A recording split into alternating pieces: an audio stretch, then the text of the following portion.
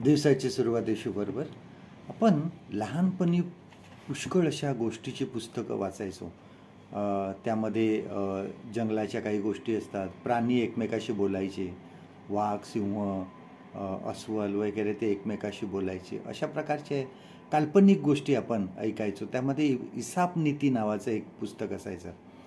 त्यामध्ये अशा काही गोष्टी असायच्या आणि खाली सारांश असायचा त्याचा, की आपण ह्या गोष्टीपासून काय शिकू शकतो.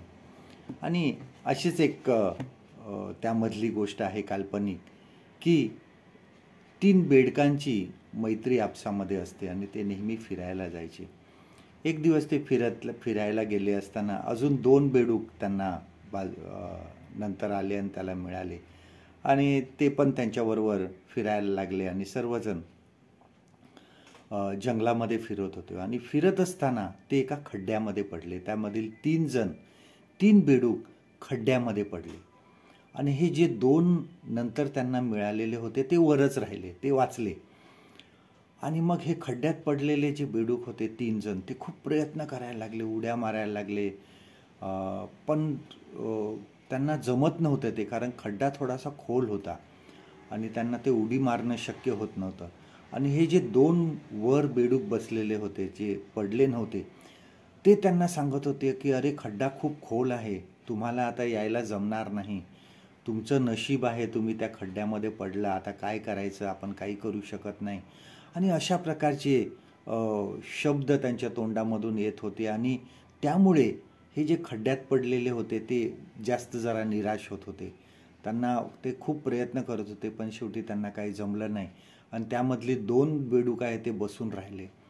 परंतु एक बेडूक होता, तो कोणाचंही काही ऐकत नव्हता आणि तो उड्या मारतच होता.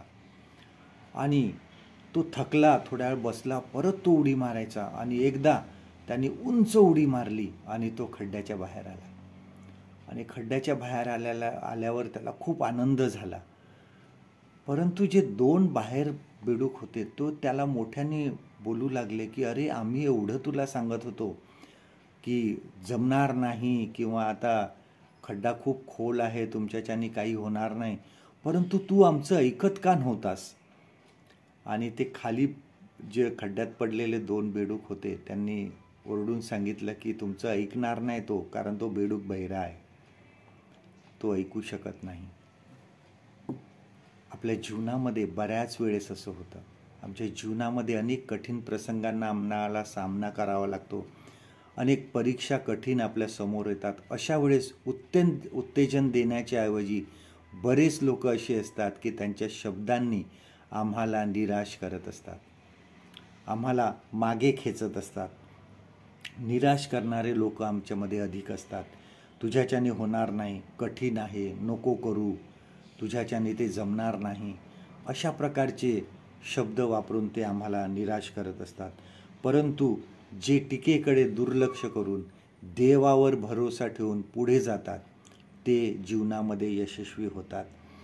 आपल्या पवित्र शास्त्रामध्ये, जुन्या करारामध्ये ह्याबद्दल शिकायचं असेल तर सर्वोत्तम उदाहरण म्हणजे नेहम्याचं. नेहम्या ज्यावेळेस यरूशलेमेचे कोट बांधत होता त्यावेळेस मदत करण्याच्या ऐवजी त्याच्यावर टीका करणारे अधिक होते. त्याच्यातल्या काही जणांनी तर असं पण बोललं की ह्या कोटावर जर कोल्हे चढले तरी ते भिंत कोसळून पडेल, असेही बोलणारे लोक होते. परंतु नेहम्याने त्यांच्याकडे दुर्लक्ष केलं, त्याचा देवावर भरोसा होता आणि त्याने ते काम पूर्ण केलं. जर नेहम्याने त्या टीकेकडे लक्ष दिलं असतं, तो निराश झाला असता आणि काम पूर्ण झालं नसतं. नेहम्याने त्याकडे दुर्लक्ष केलं. देवाच्या कामामध्ये निराश होऊ नका, टीकेकडे दुर्लक्ष करा, देवावर भरोसा ठेवा, देव तुमच्या सोबत आहे. आजचं देवाचं वचन आपल्यासाठी हे आहे, स्तोत्रसंहिता 37 आणि 5वं वचन, Psalm 37 and verse 5. आपला जीवितक्रम परमेश्वराकडे सोपवून दे, त्याचवर भाव ठेव, म्हणजे तो तुझी कार्यसिद्धी करील.